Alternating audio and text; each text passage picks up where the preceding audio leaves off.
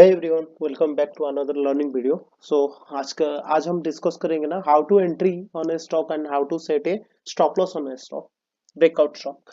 So first of all we should have to identify a classical chart pattern.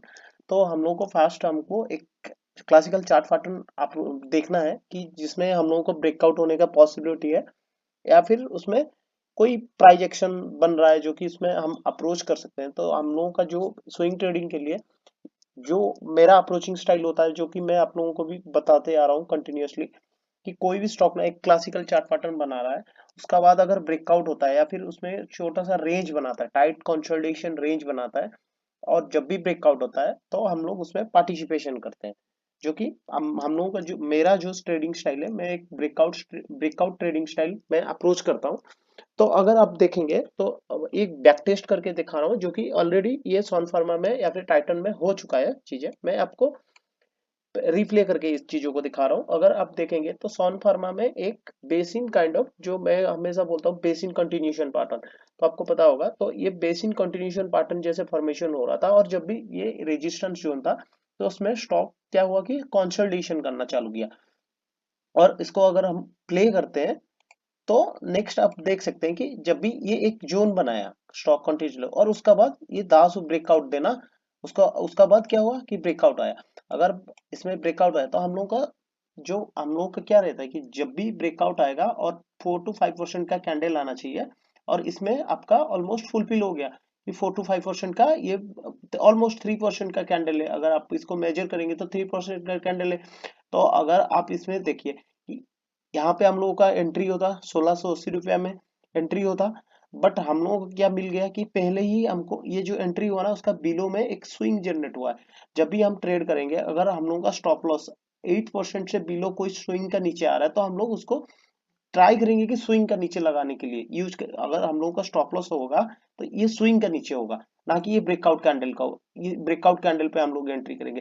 कोई भी resistance का zone, resistance zone near by कोई भी chart pattern बना और उसका पास टाइट कंसोलिडेशन आने के बाद ब्रेकआउट हो रहा है, तो हम लोग अर्ली एंट्री लेने का कोशिश करते हैं। कि जो कि मेरा ये ट्रेडिंग स्टाइल है कि कोई भी ब्रेकआउट जोन का, रेजिस्टेंस जोन का पास स्टॉक अगर कंसोलिडेशन करता है और उसका बाद ब्रेकआउट करता है, तो उसका सतत वॉल्यूम एक्शन, अगर आप देखेंगे कंटिन्यूअसली इसमें उतना मतलब वॉल्यूम नहीं था। जब भी इसमें ब्रेकआउट आया तो वॉल्यूम जनरेट हुआ, बड़ा बड़ा कैंडल वॉल्यूम का है, तो मैं उसमें मेरा एंट्री हो जाता, और ये जो जोन है 1570 के आसपास मेरा स्टॉप लॉस।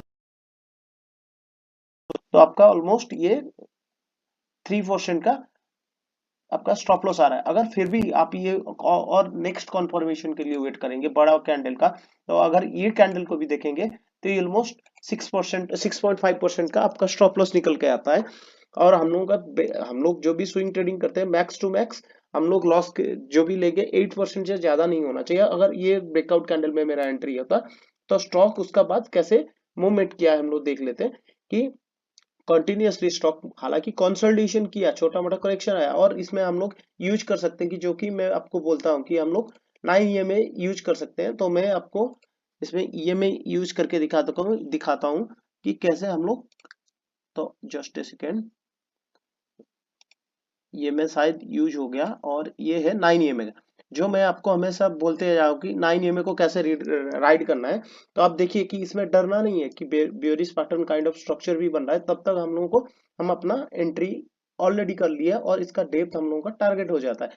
जब भी 9 EMA का ऊपर, अगर आप इसे चार्ट का हिसाब से, पैटर्न का हिसाब से देखेंगे, तो ऑलमोस्ट ये आपको दे दिया है एक एंट्री, मतलब टारगेट दे दिया। उसका बाद आप 50% क्वांटिटी बुक करते जाइए और बाकी 50% को राइड करते जाइए 9 EMA के थ्रू। अभी तक 9 EMA आपको एग्जिट फिलहाल के लिए तो नहीं दिलाया है, हो सके तो आपका मैक्सिमाइज प्रॉफिट नहीं देगा, बट आपको अप्रोप्रिएट वे पे अभी अभी एग्जिट हुआ। अगर आप का हिसाब से हम लोग का क्या था कि कोई भी 9 EMA का सपोर्ट लेकर स्टॉक जा रहा है, जब तक उसका एक फास्ट कैंडल 9 EMA को टच करके बेरिश कैंडल बना, और नेक्स्ट कैंडल अगर 9 EMA का नीचे में ट्रेड हो रहा है, तो जाके हम लोगों का एग्जिट बनता है।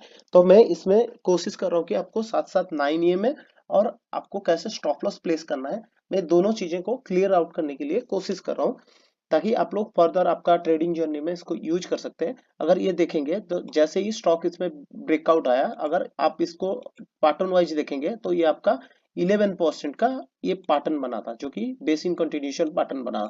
अगर आप पैटर्न वाइज टारगेट बुक करेंगे तो यहाँ यहाँ पे आपका एंट्री हुआ, अगर ब्रेकआउट कैंडल, और ऑलमोस्ट ये 11% यहाँ तक आ गया।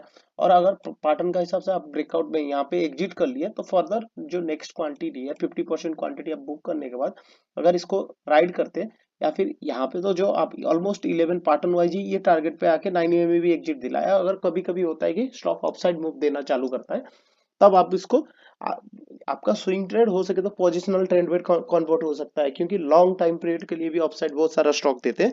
तो इसके लिए मैं 9 में प्रेफर करता हूँ। नेक्स्ट एग्जांपल हम लोग देख लेते हैं टाइटन में। तो हम लोगों का अप्रोचिंग कैसे स्टाइल क्या होना चाहिए, अगर आप इसमें देखेंगे तो स्टॉक ना ऑफ साइड मूव दिया और काफी कंसोलिडेशन मोड पे चला गया, और जब कंसोलिडेशन मोड पे गया था ये एक double bottom kind of structure बनाया। इसमें साइकोलॉजी ये होता है कि सेलर उसको सेल करने का ट्राई किए, फिर भी प्राइस अपसाइड गया, फिर से रेजिस्टेंस से सेल हुआ, तब तक स्टॉक अपना स्ट्रेंथ दिखा रहा है। अगर आप इसमें भी 9 यूज करेंगे, जस्ट ए सेकेंड, मैं इंडिकेटर सेक्शन में जाके ईएमए को यूज सिलेक्ट करता हूँ।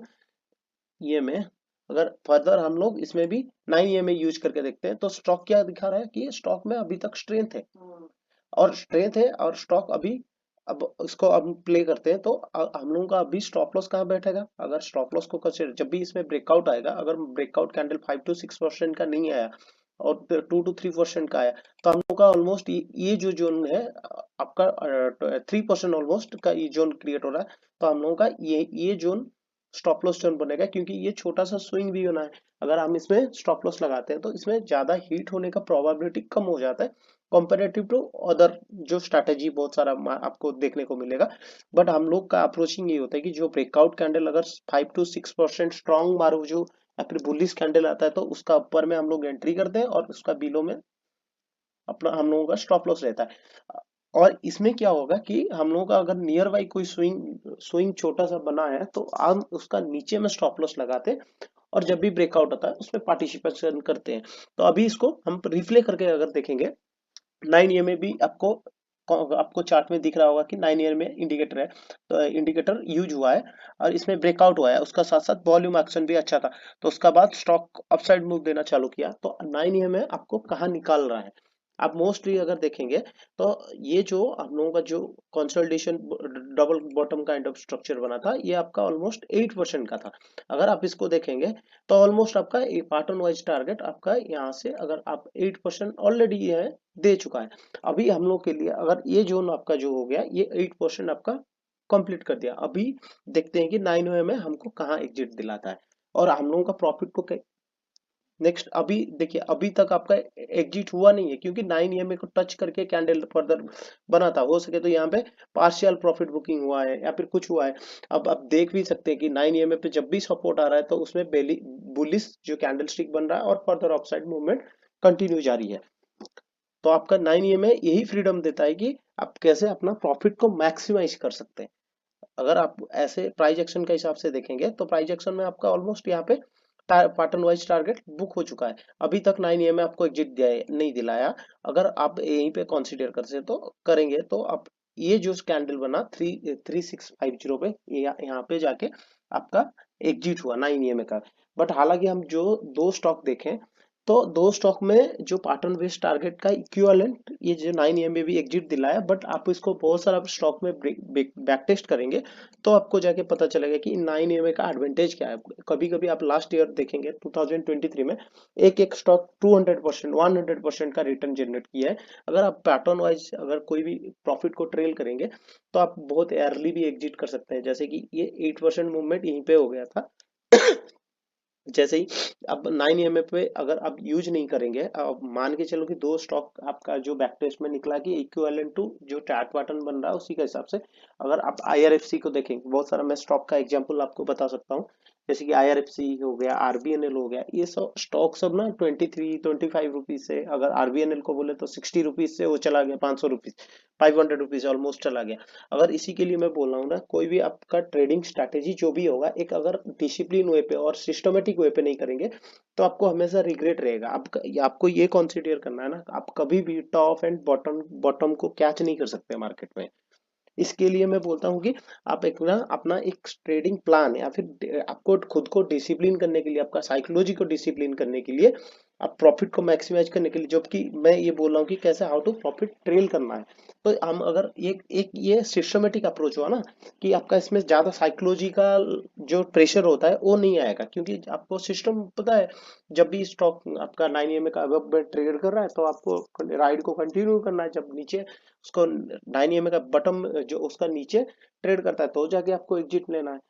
हो सके तो ये आपको 200% भी दे सकता है। लेकिन आप अगर पैटर्न वाइज देखेंगे, तो मैं पैटर्न वाइज इसीलिए बोलता हूँ, पैटर्न पैटर्न वाइज आप ट्रेड किए, उसका बाद जो भी पैटर्न का टारगेट आता है उसमें आपका ना 50% क्वांटिटी बुक कीजिए, और बाकी 50% क्वांटिटी को आप राइड कीजिए using 9 EMA।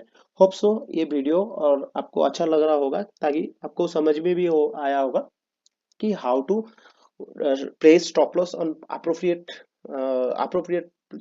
area, and how to approach using 9 EMA to maximize your profit। तो आपको अगर ये वीडियो अच्छा लग रहा है ना, नेक्स्ट कौन सा टॉपिक पे मैं वीडियो बनाऊं, तो प्लीज आप लोग कमेंट सेक्शन में बताइए, ताकि मैं अपना, और मेरा कहीं कमी है तो आप ट्राई कीजिए कि मुझे आइडेंटिफाई करिए, ताकि मैं अपना इम्प्रूवमेंट करूं। और thank you for the your valuable time, and मिलते हैं कोई नया वीडियो के साथ।